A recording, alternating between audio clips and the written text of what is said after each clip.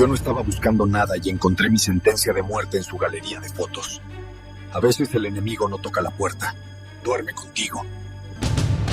¿Cómo carajos le dices a la mujer con la que vas a casarte en 6 meses que acabas de ver fotos tuyas durmiendo en su iPad, pero no fotos de amor, sino fotos de vigilancia para un expediente legal? Mi nombre es Pablo, tengo 43 años, y hace 3 días descubrí que mi prometida no me amaba, me estaba auditando.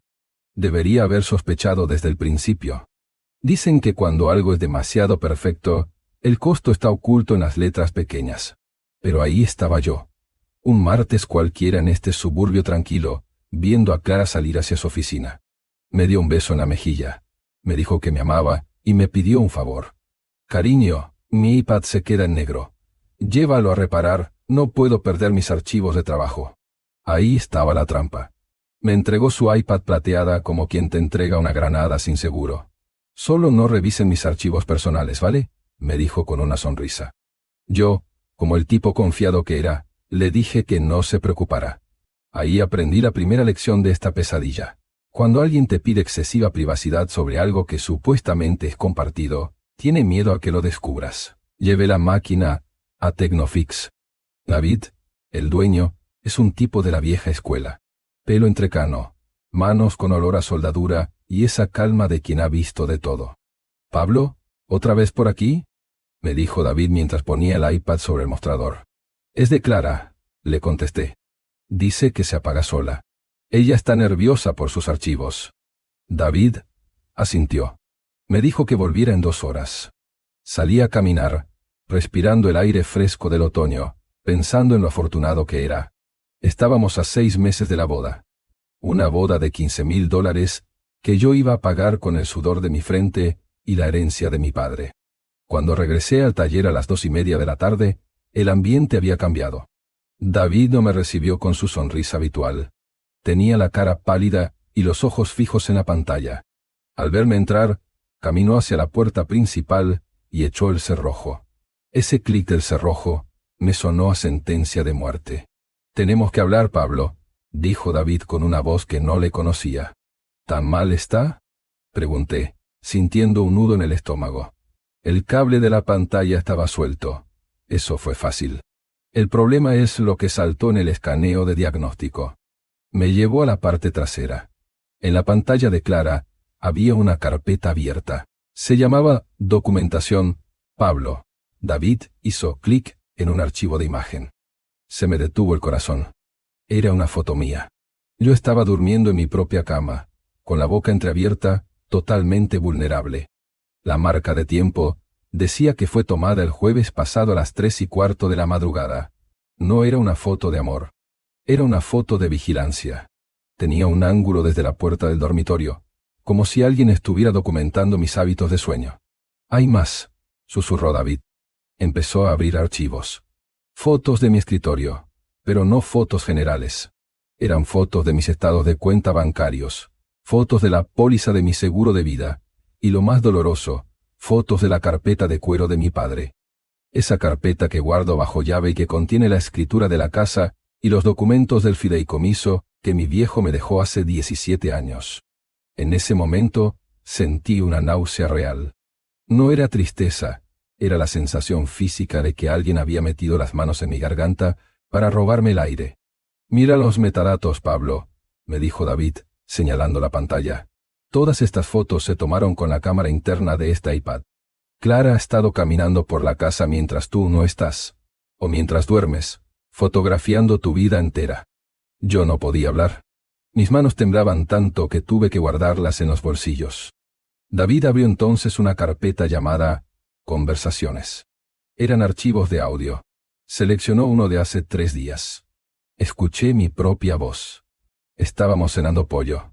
Yo decía, «El fideicomiso vence el año que viene. Serán unos $400,000 líquidos». Y luego la voz de Clara, dulce, casi angelical. «Eso es maravilloso, cariño. Tu padre realmente te quería». Esa mujer me estaba grabando mientras yo le abría el corazón y la cuenta bancaria. Estaba recolectando pruebas. Estaba armando un expediente sobre mí dentro de mi propio hogar. «David, ¿por qué?», alcancé a susurrar. Pablo, he visto esto antes, me dijo David con amargura.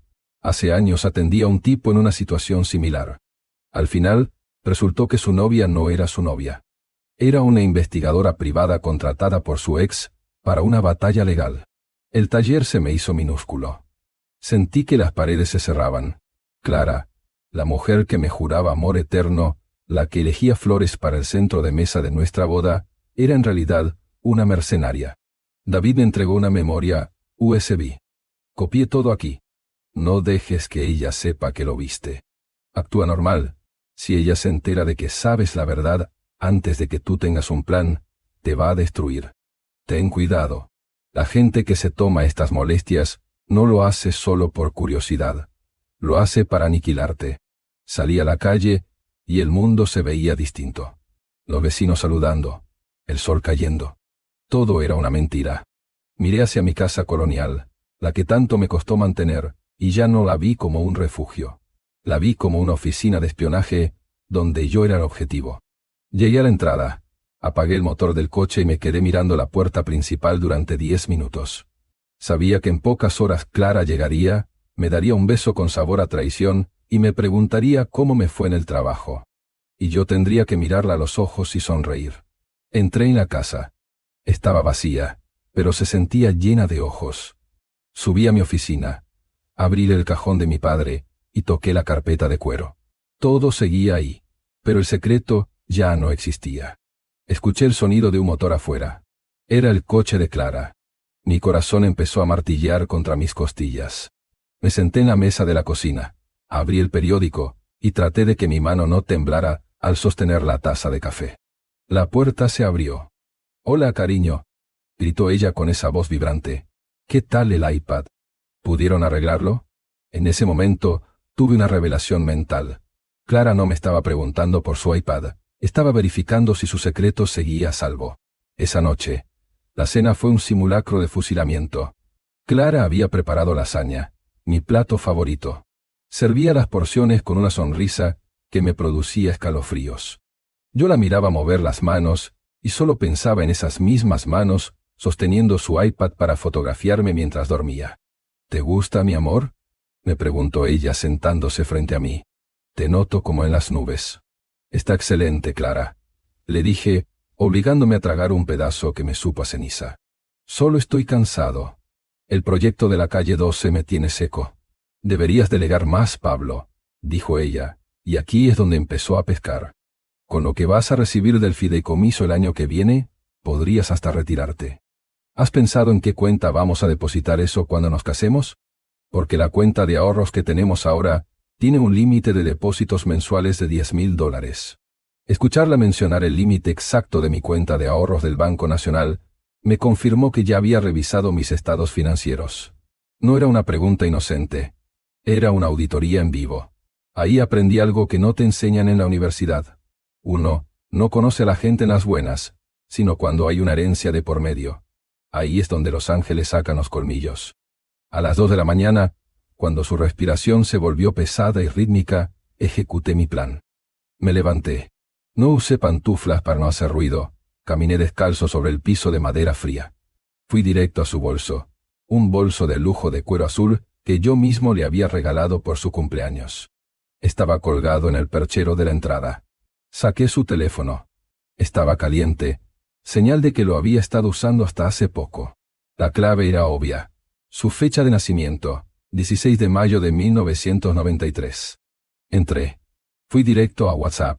No había fotos de gatitos ni grupos de amigas. El primer chat era un número sin nombre. Al abrirlo, sentí que la sangre se me congelaba. El primer mensaje era de Margarita, mi ex esposa. Le preguntaba si ya me había sacado los códigos de la caja fuerte del despacho. Me quedé helado viendo la respuesta de Clara. Le decía que yo era un tipo desconfiado, pero que ya me había soltado lo de la cuenta conjunta. Lo escribió así, literal. Dijo que yo era un blanco fácil, y que solo tenía que tocarme la fibra del futuro juntos para que yo cediera. Incluso le confesó su plan para el día siguiente. Dijo que iba a entrar en mi oficina mientras yo me bañaba, porque la muy maldita sabía que yo guardaba la llave en el tarro de clips de mi escritorio. Margarita le respondió Que lo hiciera rápido. Que el abogado Hernández necesitaba la foto de la escritura original del fideicomiso para darme el golpe de gracia. Y lo peor al final, Margarita le confirmó que ya le había depositado el segundo pago de $10,000 en su cuenta. Me temblaban las piernas. De repente, escuché un ruido en el pasillo. La puerta de nuestra habitación se abrió con un crujido seco. Me quedé quieto en medio de la sala con su teléfono en la mano, iluminando mi cara como una linterna de interrogatorio. «¿Pablo? ¿Qué haces ahí parado en la oscuridad?» La voz de Clara sonó como un látigo. Escondí el teléfono detrás de mi espalda en un movimiento reflejo. Mi corazón iba a 300 por hora. Sentía el pulso en las sienes. Me sentí mal, Clara. Bajé por un vaso de agua y creo que me dio un mareo. «¿Y por qué tienes mi bolso en la mano?», preguntó ella, acercándose paso a paso. Sentí que se me acababa el aire. La adrenalina de supervivencia me salvó. Se iba a caer del perchero. Lo agarré para acomodarlo mientras me sostenía para no caerme. «De verdad, Clara, siento que voy a vomitar». Caminé hacia el baño de la planta baja rápido. Cerré la puerta y me eché agua fría en la cara. Escuché sus pasos afuera, deteniéndose frente a la puerta. Se quedó ahí, en silencio absoluto, durante al menos 2 minutos. Yo me quedé inmóvil, mirando mis manos temblorosas en el espejo, contando los segundos. «Vuelve a la cama, Pablo», dijo ella finalmente. Su voz no tenía rastro de preocupación. Era la voz de un capataz. Al día siguiente, decidí que si ella quería guerra, iba a tener una masacre. No fui a la obra. Estacioné mi camioneta a 2 manzanas y regresé a pie. Entré por la puerta del garaje, que nunca hace ruido. Fui a la ferretería antes y compré una microcámara oculta dentro de un cargador de pared USB funcional. Lo instalé en mi propia oficina, justo frente al escritorio de roble. Luego llamé a mi abogado. «Roberto. Roberto, necesito que rastrees un movimiento específico. $10,000 a nombre de Clara. Vienen de una cuenta vinculada a Margarita Herrera. Eso es una prueba de conspiración criminal, Pablo. Si lo confirmamos, esto ya no es una pelea de exesposos, es un caso de cárcel». A las 3 de la tarde, desde mi teléfono en el coche, activé la cámara del despacho. Lo que vi me hizo hervir la sangre. Clara entró en mi oficina. No traía café, traía un juego de herramientas pequeñas. La vi arrodillarse frente al cajón de mi escritorio. Estaba forzando la cerradura con un destornillador plano de precisión y una pequeña palanca. La vi sudar, la vi morderse el labio de la concentración. Vi cómo el cajón de madera sólida se dio con un sonido de madera rota. La vi sacar la carpeta de cuero de mi padre. No la leyó con respeto. La tiró sobre la mesa y empezó a sacarle fotos con una cámara pequeña de lente fijo. Fotografía tras fotografía. Documentos de inversión, la fe de vida de mi padre, la escritura del fideicomiso. Cuando terminó, sacó un pequeño bote de pegamento de contacto de su bolsillo.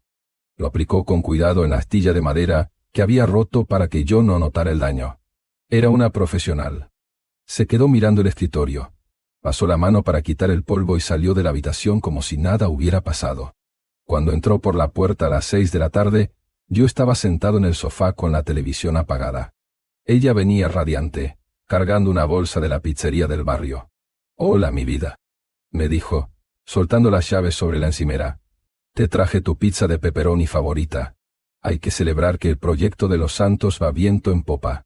«¿Y qué tal tu tarde, Clara?», le pregunté, sin moverme, sin mirarla. «¿Hiciste mucho ejercicio en el despacho?». Ella se tensó apenas 1 milímetro, un movimiento casi imperceptible en sus hombros, pero recuperó la máscara al instante. «Solo estuve respondiendo correos, ya sabes, lo de siempre». «¿Por qué lo preguntas con ese tono?». «Por nada. Solo que escuché unos ruidos de golpes metálicos antes de salir al jardín, y pensé que tal vez estabas redecorando mi oficina». Se rió. Una risa falsa, de esas que suenan a cristal roto. Ella no tenía límites. Me veía como el obstáculo entre ella y el dinero. Nunca subestimen la capacidad de actuación de alguien que tiene una deuda que pagar. Deben ser los vecinos de al lado, Pablo. Ya sabes que están en obras. No te sugestiones. Miré hacia mi oficina. La cámara seguía grabando.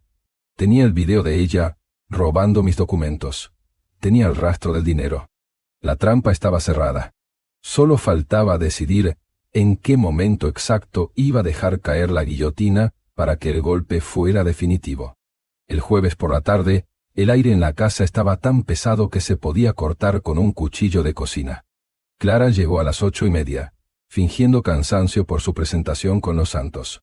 Yo estaba sentado en la mesa del comedor, con una carpeta de Manila frente a mí y un vaso de whisky que no pensaba beber. «Hola, cariño». «¿Cenamos?», dijo ella, soltando su bolso caro, ese que probablemente pagó con el adelanto de mi ex esposa. «Siéntate, Clara. Tenemos que revisar unos papeles de la boda», le dije con una voz tan fría que ella se detuvo en seco. Ella se sentó, todavía intentando mantener la actuación. «¿Qué pasa? ¿Algún problema con el catering?». Abrí la carpeta. Saqué la foto de mí durmiendo que David encontró en su iPad. Se la puse frente a sus ojos. El silencio que siguió fue absoluto. El color se le escapó de la cara como si le hubieran quitado un tapón. «¿Te gusta esta foto?», le pregunté. «Es de la semana pasada, a las 3 de la madrugada. ¿Qué estabas buscando, Clara? ¿O es que Margarita paga un bono extra por las fotos de mi cara de idiota mientras descanso?». Ella abrió la boca, pero no salió sonido. Intentó la táctica del ataque. «¿Revisaste mi iPad?». «Eso es una violación de mi privacidad, Pablo». Me reí. Fue una risa seca, de las que salen cuando ya no te queda ni un gramo de respeto por alguien. «¿Privacidad? ¿Tú hablas de privacidad después de grabar nuestras cenas y fotografiar los testamentos de mi padre? Escucha esto». Saqué mi teléfono y reproduje la grabación de su llamada con Margarita. Pablo es un idiota, no sospecha nada.